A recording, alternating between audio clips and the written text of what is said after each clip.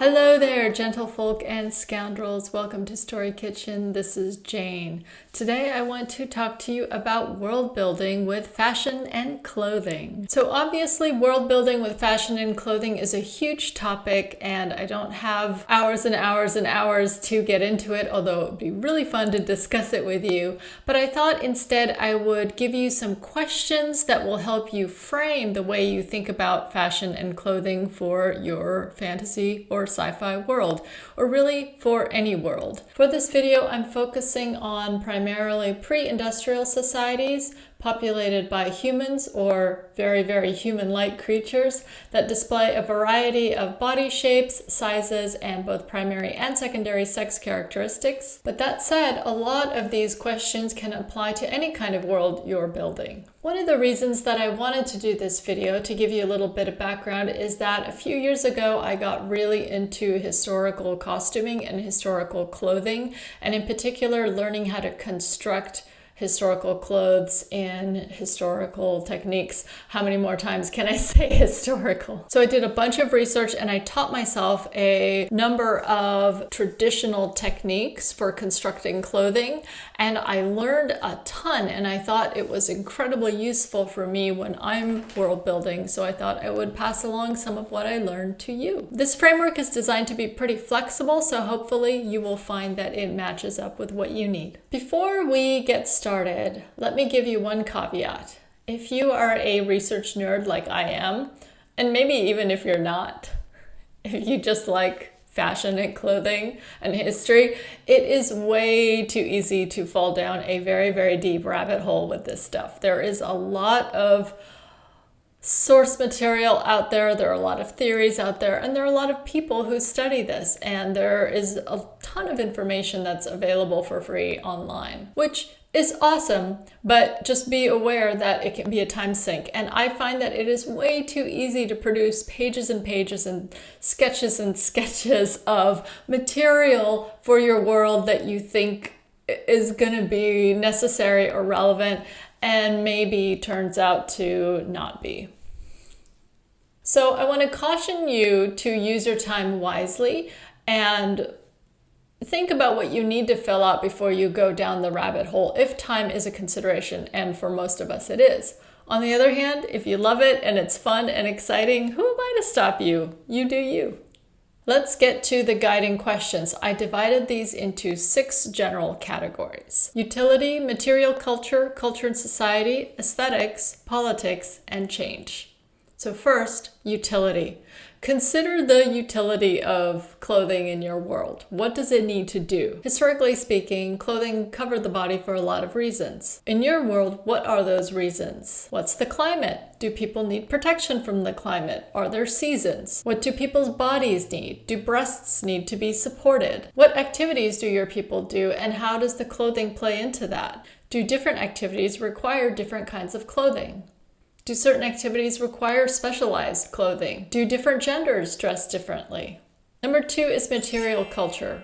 What is available to make clothing out of? Where does it come from? Is there trade? Is there colonialism? Is there infrastructure that supports the production of raw materials for clothing? Are there infrastructures that support access to resources and raw materials? Are there resource limitations? Who collects the fibers or the raw materials, and who transforms them into cloth, and who transforms them into clothing? Is it the same group of people? Is it different people? Is it a specialized skill? Does everyone know how to do it? How time-consuming or difficult is it to gather the raw materials and to construct clothing? What materials are then used to decorate clothing? Are there dyes available? How are colors produced? Are there gems? Where does the thread come from? Something that I think a lot of fantasy stories don't take into sufficient consideration, at least for my taste, is how incredibly difficult cloth was to produce in pre-industrial societies before they had machines that could make it for them.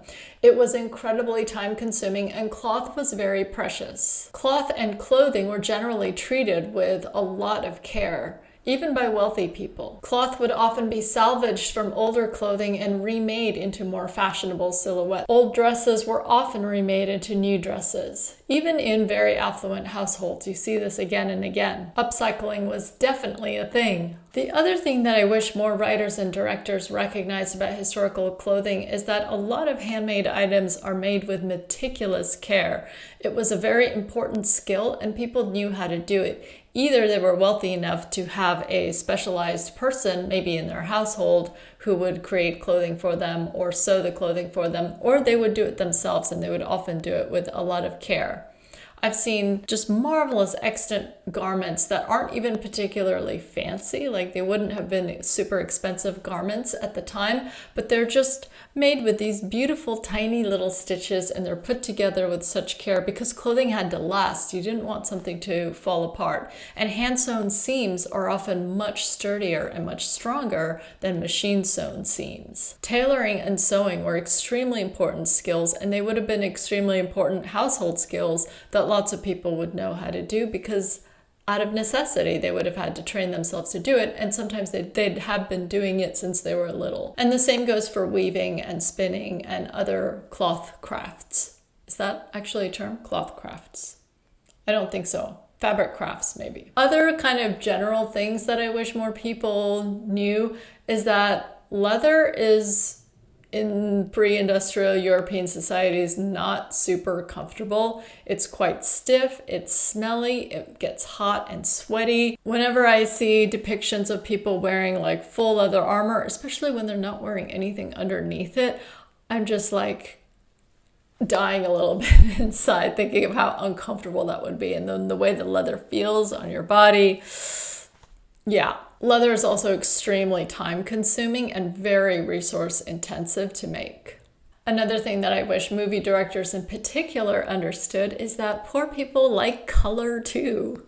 It's not like all the dyes were reserved for only rich people and that there were no affordable dyes for poor people. If you see paintings of, say, Bruegel and his peasant celebrations, you'll see people decked out in all kinds of colors. Saffron, red was a very popular color, blue, pink, green. So please do not dress all of your poor people in brown, unless that's a deliberate choice. Finally, the last thing that in general I wish people understood is that corsets are actually, when well fitted and worn properly, corsets are actually quite comfortable. And I wish people would stop perpetuating this stereotype that corsets led to extreme fainting spells and were extremely uncomfortable and that women hated them. In fact, corsets were really great for support. They supported your breasts, they supported the waist and the back, and they also supported the acres of skirts that women wore when they were wearing corsets. So they were a necessary clothing item for those fashions, I should say. Okay, number 3 is about cultural attitudes and norms. What are the cultural feelings around self-expression with clothing in your world? Bowie. How does your culture feel about skin exposure? Are there areas of the body that are supposed to be kept hidden? Are they only revealed at certain times or in ceremonial occasions, or for example, when people go swimming? What's going on, little buddy?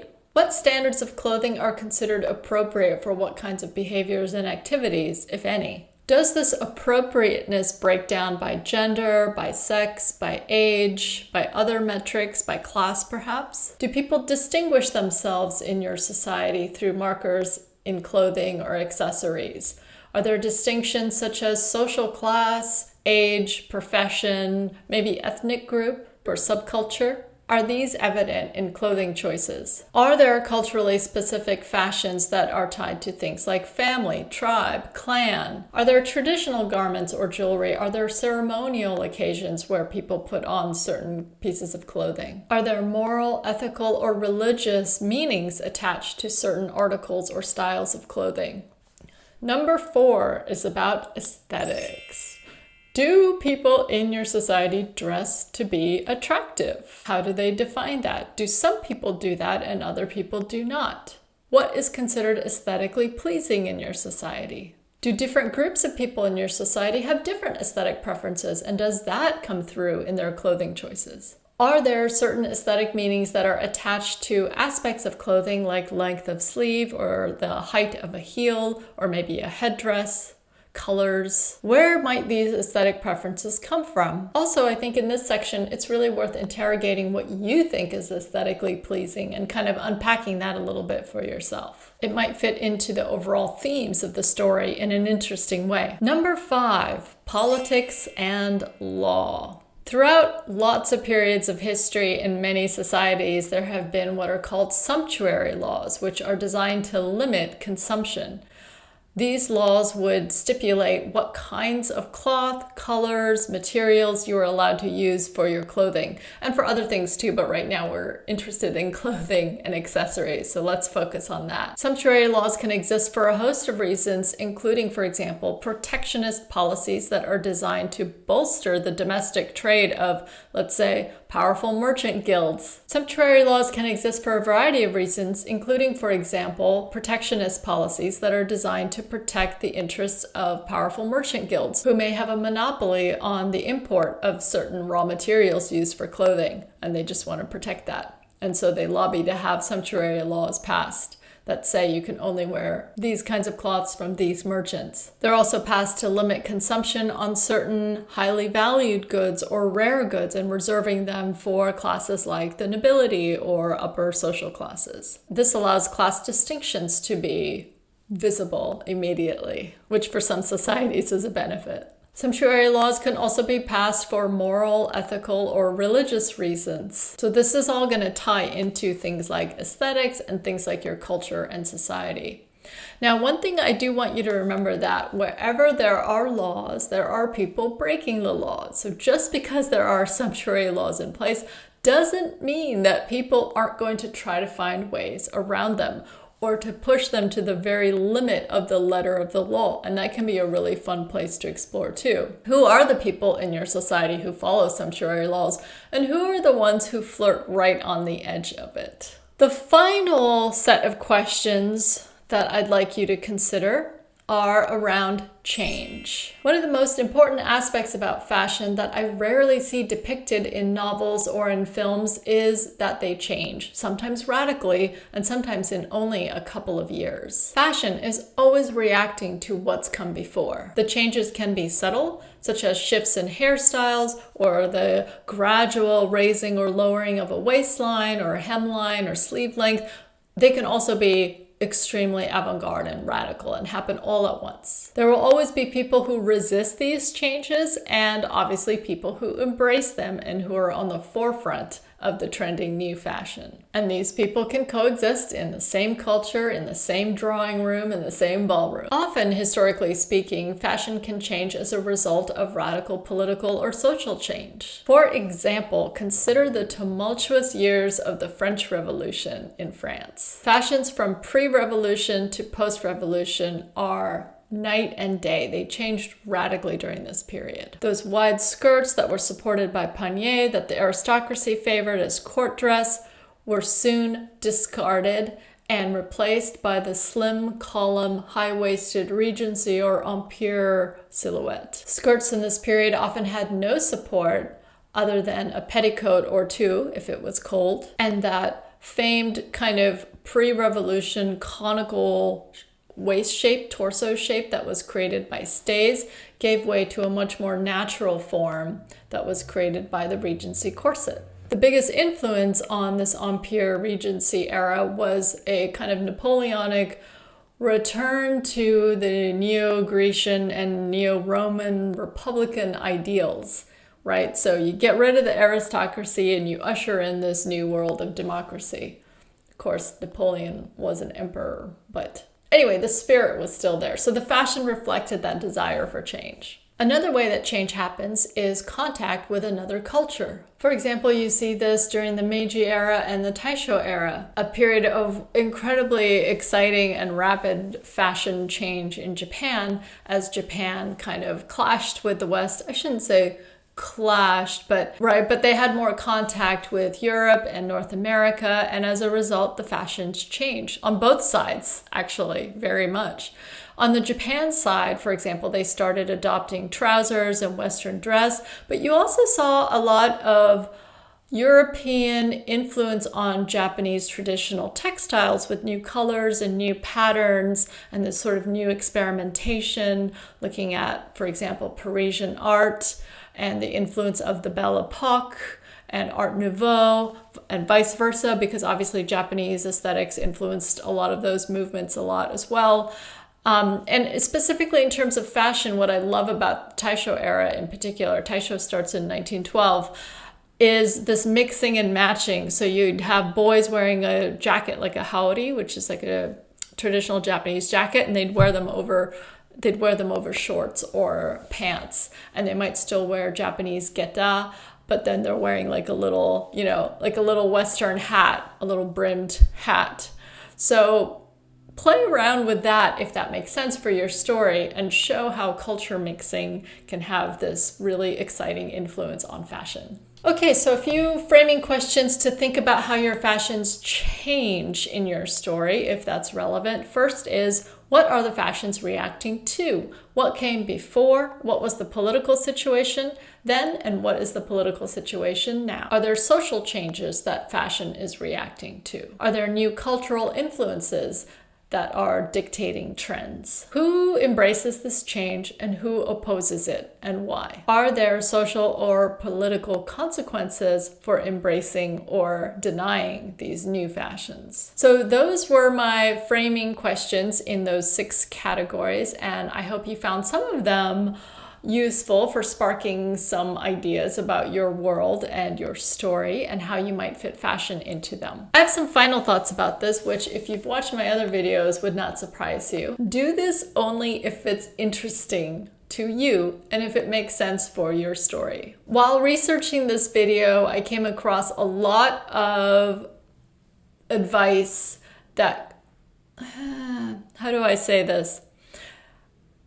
A lot of prescriptive advice that starts with your world building must, or it's not realistic.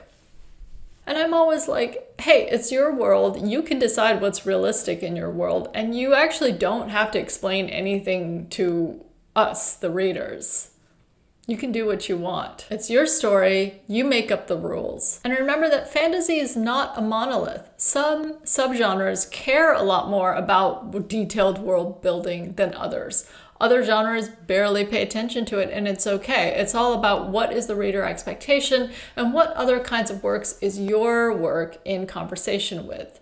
And that will help guide you when you're thinking, how much do I actually have to world build?